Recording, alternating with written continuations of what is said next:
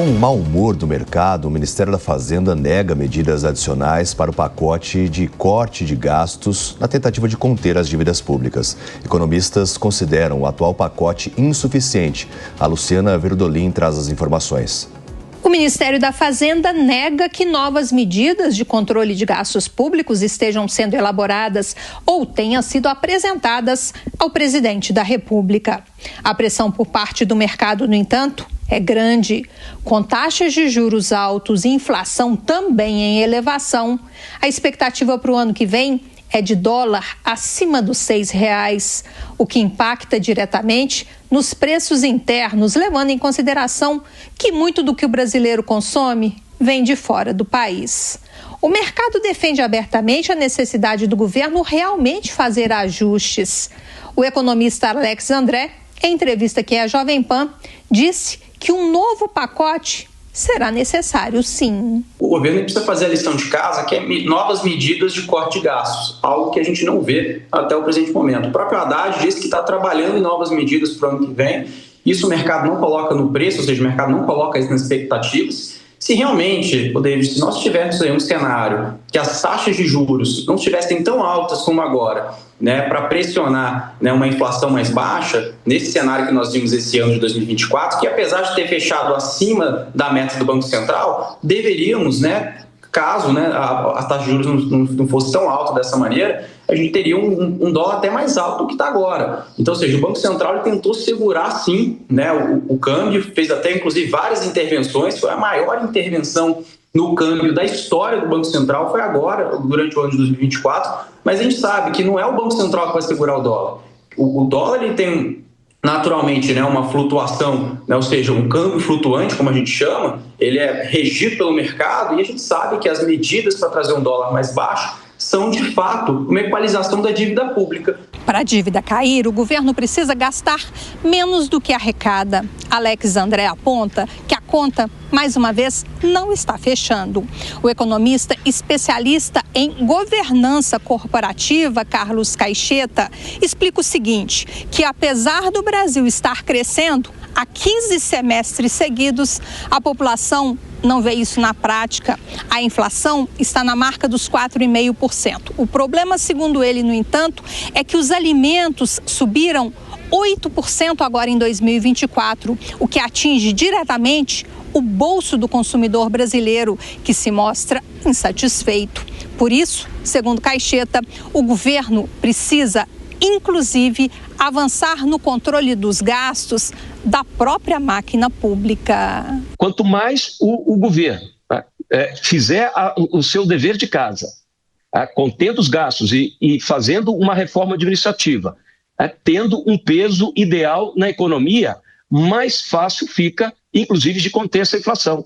É o que eu falo, é o trabalho em conjunto da política fiscal com a política monetária. Se o governo fizer o seu papel, o seu dever de casa, menor é o peso da política fiscal, menos o Banco Central vai ter que atuar. Se o governo não fizer, maior vai ter que ser os juros.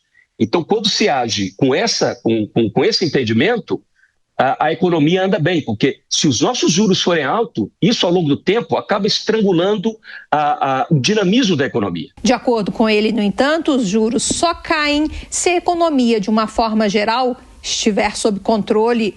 O problema é o que o Banco Central já sinalizou, que os juros devem continuar subindo no início do ano que vem. De Brasília, Luciana Verdolin.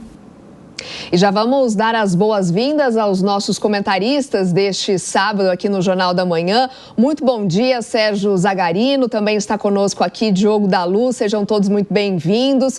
Feliz ano novo para vocês, Primeira vez deste ano que estamos conversando.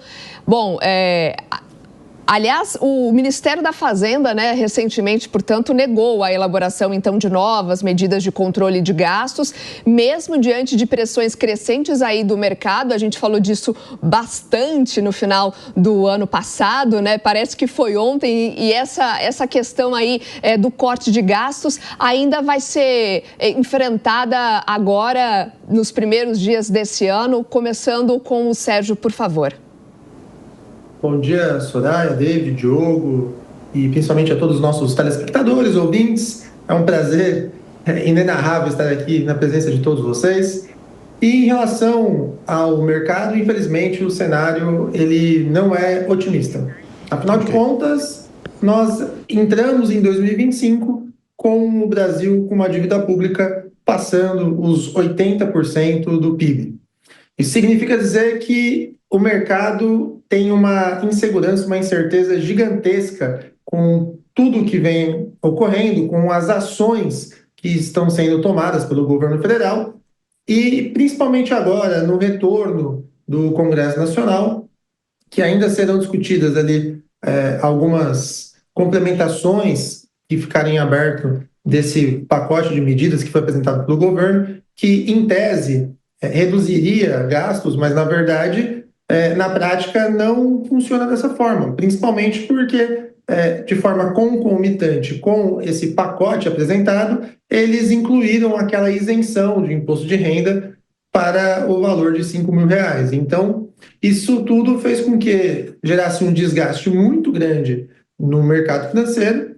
Claramente, teve reflexo na alta do dólar. Entramos em 2025 com o dólar chegando aos 6,30, está flutuando entre 6,20, fechando em 6,25.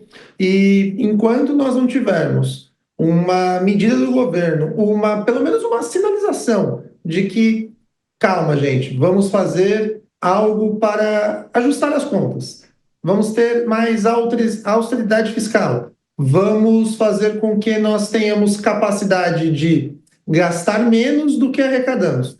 Porque essa história de que o gasto público ele pode ser acima do que arrecada a título de investimento não funciona em lugar nenhum. Não funciona na minha casa, eu tenho certeza que não funciona na casa de vocês, muito menos no Brasil.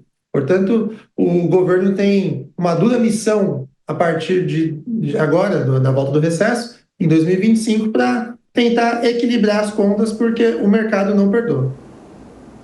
E o governo segue naquela teoria da monetária moderna, é uma variação dela que muitos progressistas acreditam resolver, que é o governo gastar mais dinheiro, colocar dinheiro na economia para que ela gire, as pessoas tenham mais emprego e com isso a economia venha a crescer. Mas na prática isso nunca funcionou ainda. O que acontece é que nos primeiros momentos, os primeiros giros da roda são muito bons, depois isso começa a trazer inflação e perda de poder aquisitivo de todos e uma crise muito grande. É o que nós vimos na Argentina até poucos anos atrás, exatamente isso. E cada ano o problema vai ficando um pouco maior. Me parece que este governo aposta que até as eleições de 2026 ainda terá resultado e depois vai ver o que fazer. Me preocupa bastante.